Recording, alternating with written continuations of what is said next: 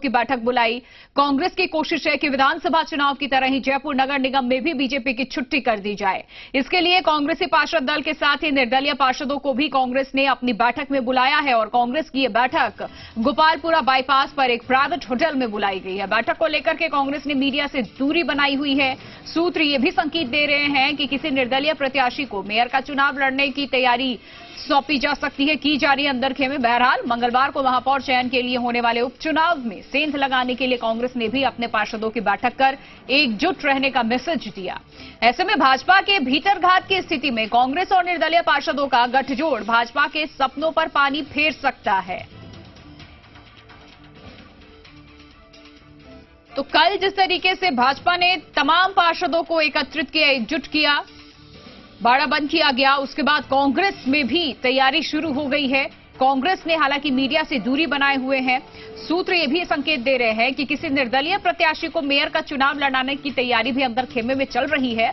लेकिन मंगलवार को महापौर चयन के बाद होने वाले उपचुनाव में सेंध लगाने के लिए कांग्रेस ने भी अपने पार्षदों की बैठक बुलाई, एकजुट रहने का मैसेज दिया पार्षदों को। जी मीडिया संवाददाता रोशन इस खबर पे और ज्यादा जानकारी के साथ फोन लाइन पे जुड़ चुके हैं। रोशन, देखिए, सबसे बड़ी खबर तो कांग्रेस खेमे से ये निकल करके आ रही है कि निर्दलीय प्रत्याशी को मेयर का चुनाव लड़ाने की तैयारी चल रही है। क्या जानकारी इसको लेकर आपके पास? देखिए प्रिया, बिल्कुल जो निर्दलीय प्रत्याशी है उसको चुनाव लड़ाने को लेकर अभी भी कांग्रेस जो यहाँ पर नेतृत्व है उनकी ओर से गोपालपुरा जो होटल सफारी है उसके अंदर मीटिंग चल रही है। जो प्रताप सिंह खाचरियावास है, परिवहन मंत्री, वो खुद यहाँ पर मीटिंग ले रहे हैं। उसके अंदर कांग्रेस की जो 18 पार्षद है वो मौजूद है। इसके अलावा कई यहाँ पर जो निर्दलीय पार्षद यहाँ पर मौजूद है। कुल मिलाकर कहा जा सकता है कि अब बीजेपी की जिस तरीके से यहाँ पर अभी जो प्लानिंग देखी जा रही है उसको लेकर जो कांग्रेस और जो निर्दलीय पार्षद है उन्होंने अपनी पूरी प्लानिंग कर ली है कि किस तरीके से क्या कुछ बीजेपी का रूप लेने वाला है। कुल मिलाकर बड़ी ये बात है, अगर बीजेपी के पार्षदों में खूब देखने को मिलती है, अगर जो कैंडिडेट अगर फॉर्म भरते हैं तो ऐसे में जो निर्दलीय जो भी कैंडिडेट होगा, चाहे कांग्रेस का हो चाहे निर्दलीय कैंडिडेट हो, उसको फायदा मिलना तय है। हालांकि अगर बीजेपी में अभी हम होटल पिंपल रिजॉर्ट है उसके बाहर अभी हम मौजूद है। बीजेपी की ओर से भी मीटिंग यहाँ पर चल रही है। आला प्रदेश नेतृत्व के तमाम यहाँ पर जो चुनाव प्रभारी है वो यहाँ पर मौजूद है। अभी हम यहाँ पर देख रहे थे, यहाँ पर जो सतीश पूनिया है जो चुनाव प्रभारी वो यहाँ पर मौजूद है। इसके अलावा राजेंद्र गहलोत जिन्हें इस पूरी चुनाव प्रक्रिया की पूरी जिम्मेदारी दी गई है वो तमाम यहाँ पर जो बीजेपी की जो पार्षद है कुल बताया जा रहा है 63 में से 61 पार्षद अभी मौजूद है। 2 पार्षद किसी कारणवश नहीं आए हैं। यानी कुल मिलाकर कहा जा सकता है कि बीजेपी एक मैसेज देने की यहाँ पर कोशिश करेगी। और सूत्रों की माने तो बीजेपी के सूत्र ये कह रहे हैं कि बीजेपी के पार्षदों ने प्रदेश नेतृत्व के ऊपर भरोसा खो दिया है। यानी कि वो प्रदेश नेतृत्व में जिस नाम को तय करेगा महापौर पद को लेकर वो जयपुर शहर का अगला महापौर होगा। अगर ऐसा देखने को मिलता है, बीजेपी में फूट नहीं होती है, तो कुल मिलाकर बीजेपी महापौर का चुनाव करेगी, महापौर हो या फिर उप महापौर का। क्योंकि हम इस वजह से कह रहे हैं कि उप महापौर अभी मनोज भारद्वाज है, कार्यवाहक मेयर की उन्हें जिम्मेदारी दी गई है। अगर मनोज भारद्वाज अगर मेयर बनते हैं तो ऐसे में उप महापौर का चुनाव करवाना होगा सरकार को और संभवतः वो भी इसके साथ साथ में हो सकता है।